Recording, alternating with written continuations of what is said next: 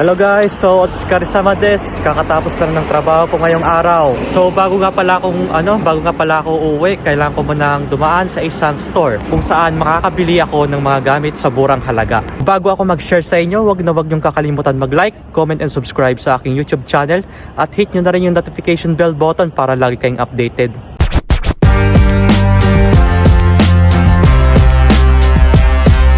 Ngayon nga po pala ay medyo malamig-lamig po ulit dahil kakatapos lang po ang ulan dito kanina. Pero at least hindi na po hassle, di ba?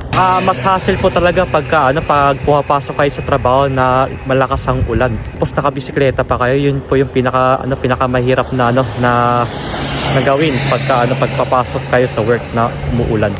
Kahit na magdala kayo ng kapote, nababasa pa rin kayo, di ba? Lalong-lalo na yung paa. Kaya pag ganun po na umuulan, nagdadala po ako ng extra damit at nagdadala rin po ako ng extra na medyas para in case na mabasa, at least may pamalit ako.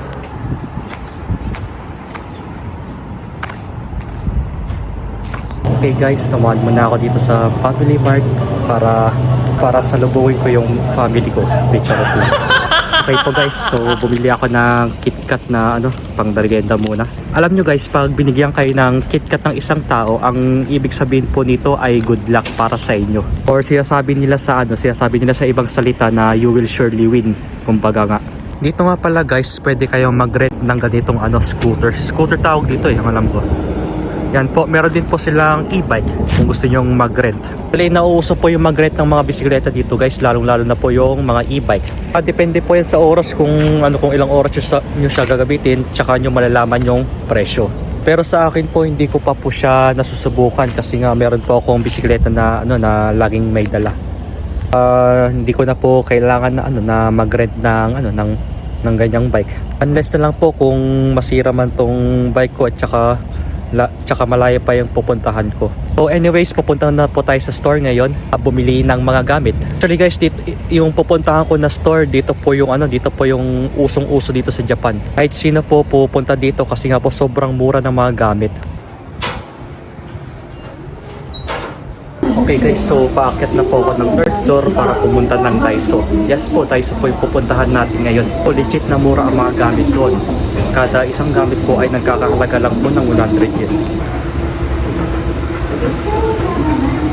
Gandahan po dito guys, mura na po siya at matibay pa, pang matagalan pa yung mga gamit. Ngayon po ay may bibilin na po ako na gamit na wala sa bahay ngayon. Dito po guys ay mga magnet. Kada isang piraso po nito ay 100 yen lang po ito. Yes po, legit po yan. Legit na 100 yen lang yan. Tapos mga storage box syempre. Meron po siyang dito. Ito nga po pala ay 200 yen lang po. Meron din po silang iba-ibang mga presyo dito guys, pero ang karamihan po dito ay mga 100 yen. Meron din naman po silang 300 yen na na ganitong presyo. Ayan po, yung mga lalagyanan lang po yan. Kaya ayun po guys, maganda pong mamili dito, lalo na po mura.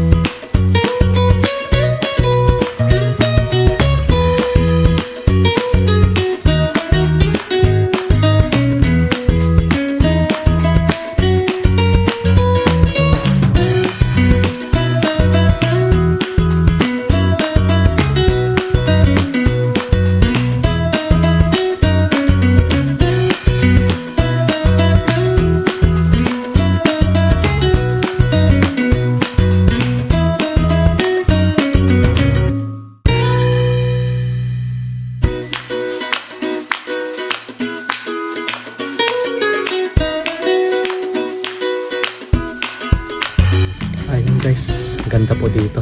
Dami pong mga pagpipilian. So sa ngayon po ay medyo nakakapili na rin po ako. Maganda rin dito pagdating sa mismong cashier. Kayo na mismo ang gagawa nun.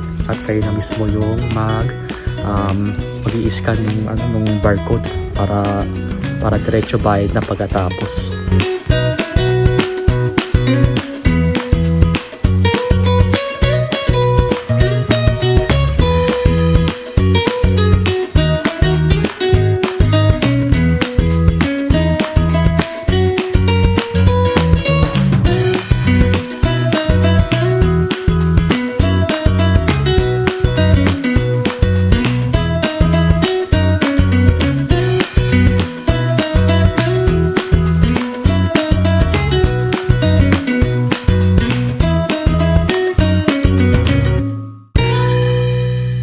Ayun guys, tapos na ako mamili at pauwi na ako sa bahay ngayon. Pag uwi ko ng bahay, papakita ko sa inyo yung mga pinamili ko. Dahil lahat po ng mga pinamili ko ay puro 100 yan lang po at hindi na po ako namili ng mas mataas. Baka tayo ay makamahal pa.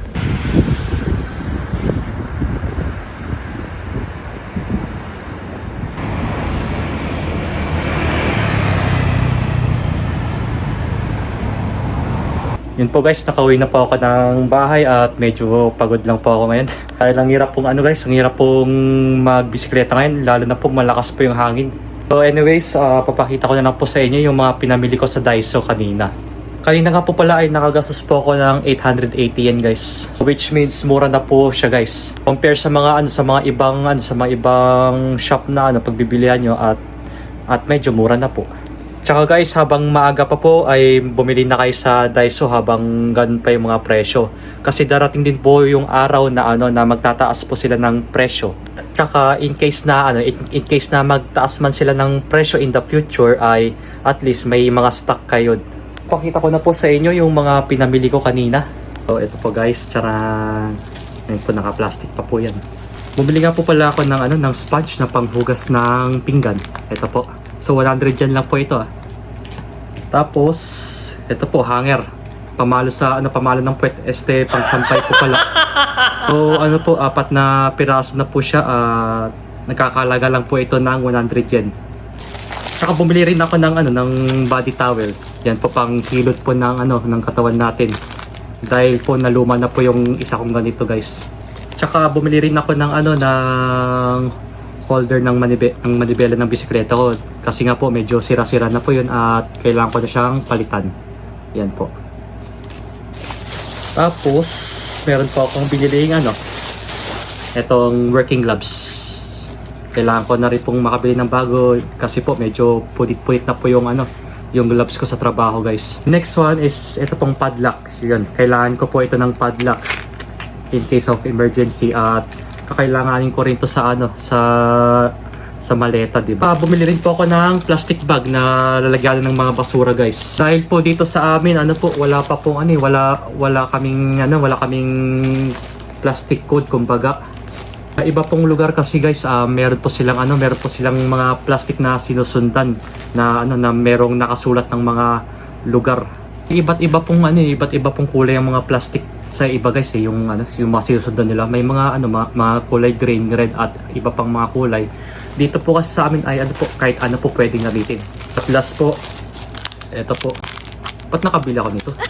Brick. Hindi ko po alam guys kung ba't nagkaroon po ako ng ganito. Brief to. Ang dami ko namang pong brief sa dito. Ayun po, hindi ko alam ba't nagkaroon ako ng ba't nakabili ako ng ganito. Ayun nga po pala ay kakain na rin po kami bago makapagpahinga. So ito pa yung ulam namin ngayon guys. Yun po, gulay lang muna tayo ulit. Tapos meron po karage. Ayan po. Kasya na rin po ito hanggang baon bukas. Guys, so kakain na po at bago nga pala kumain, magdadasal muna tayo.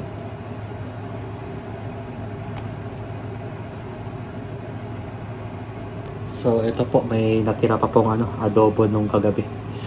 Ulamin ko na lang po para hindi masayang.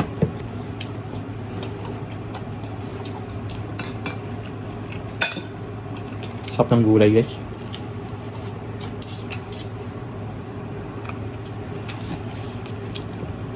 Tapos itong adobo mas masarap pa lalo.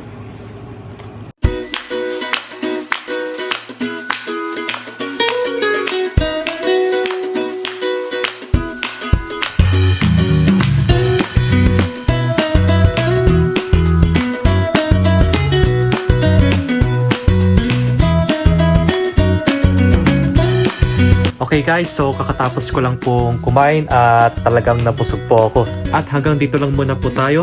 Bago po ako magtapos, huwag niyo pong kakalimutan mag-like, comment and subscribe sa aking YouTube channel.